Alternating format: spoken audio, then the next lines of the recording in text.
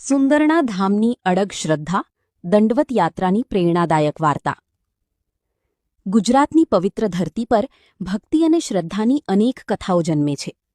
એવી જ એક અનોખી અને હૃદયસ્પર્શી કથા છે સુંદરના ધામના હરિભક્તો અને ભક્ત પટેલ અલ્પેશભાઈ બાપજીની, જે દર શુક્રવારે અદ્ભુત દંડવત યાત્રા કરે છે. શ્રદ્ધાની શરૂઆત. આ વાર્તા શરૂ થાય છે સુંદરના ધામથી. ભક્ત અલ્પેશભાઈ બાપજીના હૃદયમાં બાળપણથી જ માતાજી પ્રત્યે અવિચળ શ્રદ્ધા હતી. એક દિવસ તેમણે મનમાં સંકલ્પ કર્યો, મહાકાળીમાં અને હરસિદ્ધિમાના આશીર્વાદ માટે હું દંડવત યાત્રા કરીશ. આ સંકલ્પ સામાન્ય નહોતો, કારણ કે આ યાત્રા સરળ નહોતી, પણ શ્રદ્ધાની કઠિન પરીક્ષા હતી. દંડવત યાત્રાની કઠિન કસોટી. દર શુક્રવારે તેઓ શક્તિપીઠ પાવાગઢ ખાતે પહોંચે છે.